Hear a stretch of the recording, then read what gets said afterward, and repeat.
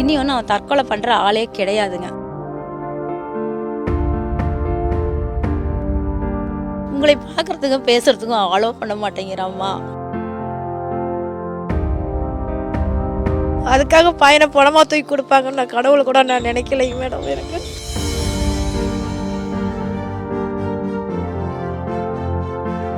பேர் மகேஸ்வரி. எங்கள் சொந்த ஊர் வந்து ஈரோடு. இவர் என்னுடைய ஹஸ்பண்ட் வந்து குமார் பேர். ஆட்டோ டிரைவராக இருக்கார் ஈரோட்டில். கடந்த 7 வருஷத்துக்கு முன்னாடி எங்கள் பையன் இங்கே வேலைக்கு வரும்போது சிந்துங்கிற பொண்ணை பார்த்து லவ் பண்ணாருன்றதுக்காக நாங்கள் கல்யாணம் பண்ணி வச்சுட்டோம். கல்யாணம் பண்ணி வச்சுட்டு பார்த்தீங்கன்னா கல்யாணம் ஆன நாள்லேருந்து அவர் அவங்க மாமனார் வீட்டிலே தான் இருந்தார். எங்கள் வீட்டுக்கு அவ்வளோவா வந்ததும் இல்லை, எங்ககிட்ட பேசுனதும் இல்லை, அவங்க விட்டதும் கிடையாது. போன வாரம் சனிக்கிழமை நைட்டு எங்களுக்கு 12 மணிக்கிட்ட ஒரு ஃபோன் வந்துச்சு. அவங்க பொண்ணோட சித்தப்பா பேசுகிறேன்னு சொன்னாங்க. என்னன்னு கேட்டதுக்கு அவர் வந்து ஜிம்மிலேருந்து வந்தார், ஸ்வெட்டிங் ஆச்சு, உடனே அப்படியே கொலாப்ஸ் ஆகிட்டாருன்னு சொல்லி எங்கள்கிட்ட சொன்னாங்க. நாங்கள் போய் பார்க்கும்போது பார்த்திங்கன்னா பையனை வந்து எடுத்து ஃப்ரீசரில் வச்சு பேக் பண்ணி கை காலெலாம் கட்டி எல்லாம் ரெடி பண்ணி பேக் பண்ணி வச்சுருந்தாங்க. நாங்கள் என்ன ரீசன் அதுக்கப்புறம் நாங்களாக தெரிஞ்சு கேட்கும்போது சூசைட் பண்ணியிருக்காரு, தூக்கு போட்டு தொங்கிட்டாருன்னு சொன்னாங்க. எனக்கு என்னென்னா ஃபஸ்ட்டு வந்து நாங்களும் லோக்கலில் தான் இருக்கோம். எங்ககிட்ட ஏன் சொல்லியிருந்த ஒரு 10 மினிட்ஸில் நாங்கள் அவங்க வீட்டுக்கு போயிருப்போம். அந்த இதில் தான் இருந்தோம். எங்ககிட்ட எதுவும் சொல்லாமல் அவங்களே எதுவுமே சொல்லலை. எல்லாமே அவங்களே ரெடி பண்ணி வச்சுட்டு எடுத்து அடக்கம் பண்ணுற ஸ்டேஜில் வச்சுட்டு தான் எங்களுக்கு இன்ஃபார்ம் பண்ணியிருக்காங்க. எனக்கு அதில் ஒரு டவுட் இருக்குதுங்க. இன்னொன்று வந்து அவங்க போலீஸ்க்கு இன்ஃபார்ம் பண்ணாமல் நான் பையனை ஃபஸ்ட்டு போய் பார்க்க சொன்னேன். சின்ன பையனை போய் பாருடா, அண்ணாக்கு என்னமோ சொல்கிறாங்கன்னு சொன்னேன். அவன் போய் பார்த்ததுக்கு அவன்கிட்ட பேசியிருக்காங்க, நம்ம இதை அடக்கம் பண்ண எல்லாம் கம்ப்ளைண்ட்லாம் வேண்டாம், போஸ்ட்மார்ட்டம்லாம் பண்ணுவாங்க, நம்ம இப்படியே எடுத்து எரிச்சிடலாம். அவங்க வந்து எரிக்கிற மோட்டிவில் தான் இருந்தாங்க. எடுத்து எரிச்சிடலான்னு சொல்லும்போது எனக்கு பையனுக்கு அப்போ தான் டவுட் வந்து எல்லாத்துக்கும் சொன்னோம். தம்பிங்களுக்கெல்லாம் சொல்லி தம்பிங்கெல்லாம் வந்து விடாமல் எடுத்து அதுக்கப்புறம் போலீஸில் கம்ப்ளைண்ட் பண்ணி போஸ்ட்மார்ட்டத்துக்கு எடுத்துகிட்டு போனோம். எங்களுக்கு பாடி வெளியே எடுத்து கொடுத்ததோடு சரி, இன்றைக்கு வரைக்கும் அவங்க எங்கள்கிட்ட பேசவும் இல்லை, எங்களை வந்து பார்க்கவும் கிடையாது.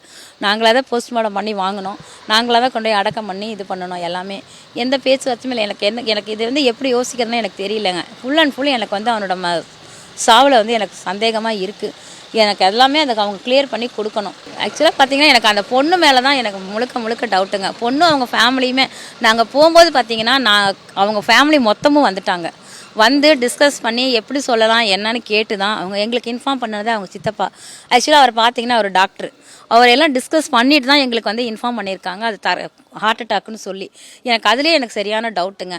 இனி ஒன்று எங்களை வந்து ஹாஸ்பிட்டலுக்கு போஸ்ட்மார்ட்டத்துக்கு கொடுக்க வேண்டாம், போலீஸில் சொல்ல வேணாம்னு சொல்லி எங்களை கேட்டாங்க. ரெண்டாவது அது ஒரு டவுட்டுங்க. எனக்கு என்னென்னா ஃபஸ்ட்டு டெத் ஆனோன்னா சொல்ல வேண்டியது பேரண்ட்ஸ்க்கு.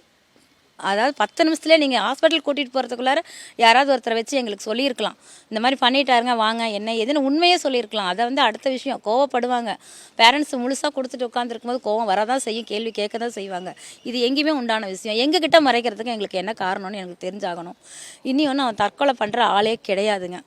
அவனை பார்த்திங்கன்னா அவ்வளோ ப்ரில்லியண்ட்டான ஆள். சம்பாதிக்கணும், காசு சேர்த்தணும், அப்பா அம்மாவை கூட்டிகிட்டு போய் வச்சுக்கணும். ஒரு தீபாவளிக்கு அடுத்த நாள் எனக்கு கால் பண்ணி பேசுகிறாரு, ஏப்பா உன்னை பார்க்கணும் போல் இருக்குப்பான்னு நாங்கள் கேட்குறோம். அம்மா நான் எங்கேயும் போக மாட்டேம்மா, உங்கள் பையன் உங்கள் கூட தான் இருப்பேன், நான் 1 வருஷம் பொறுமையாக இருக்குமா, வீடு கட்டிட்டு நான் உங்களையெல்லாம் கூட்டிகிட்டு போகிறேன். அவன் ஒய்ஃபு பேரை சொல்லி சிந்து, உங்களை பார்க்குறதுக்கும் பேசுகிறதுக்கும் அலோ பண்ண மாட்டேங்கிறாம்மா, குழந்த மேலே சத்தியம் வாங்கிட்டாம்மா உங்களை பார்க்கக்கூடாதுன்னு சொல்லி. நான் பேசிட்டு தாம்மா இருக்கேன். அவனுக்கு வந்து அவளை ஏமாற்றிட்டோ போய் எல்லோரும் இப்போ கேட்குறாங்க, ஏன் தெரியாமல் வந்து உன் பையன் பார்க்க வேண்டியதானு போலீஸ் தரப்புலேயும் கேட்குறாங்க, அவங்க வீட்டு தரப்புலேயும். என் பையன் அந்த மாதிரியே வளர்த்தலை நான், அவனும் அந்த மாதிரி ஏமாற்றிட்டு வரணும்னு நினைக்கல. பேசி அவளையும் குழந்தையும் கூட்டிகிட்டு வரணும்னு மைண்டு மட்டும்தாங்க மேடம் அவனுக்கு இருந்தது. அவன் சொல்கிறான், அம்மா சிந்துட்ட பேசிகிட்டே இருக்கம்மா, டெய்லியும் நான் இதை பற்றி தாம்மா பேசிகிட்டே இருக்கேன், அவள் ஒத்துக்க மாட்டேங்கிறம்மா வரான், எனக்கு என்ன ரீசன் எனக்கு தெரியலைங்க மேடம்.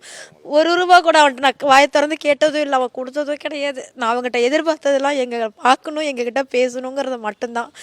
அதுக்காக பையனை பணமாக தூக்கி கொடுப்பாங்கன்னு நான் கடவுளை கூட நான் நினைக்கலைங்க மேடம். எனக்கு எங்களால் ஏற்றுக்கவே இல்லை. நாங்களாம் இன்னும் உயிரோடு நிற்கிறோங்கிறதே எங்களுக்கு பெரிய விஷயந்தான். இவன் ஒருத்தன் நிற்கிறானேன்னு எங்களை எல்லாம் பிரைன் வாஷ் பண்ணிட்டு இருக்காங்க. பையன் இன்னொருத்தன் இருக்கான் பொறுமையாக இருன்னு. எந்த நிமிஷத்தில் என்ன ஆக்ஷன் எடுப்பணும் இன்னும் எங்களுக்கு தெரியல. நாங்கள் இன்னும் எப்படி இருக்க போகிறேன்னு என்னால் யோசிக்க கூட முடியலைங்க. செய்திகளை உடனுக்குடனும் துல்லியமாகவும் தெரிந்து கொள்ள சப்ஸ்கிரைப் பண்ணுங்க.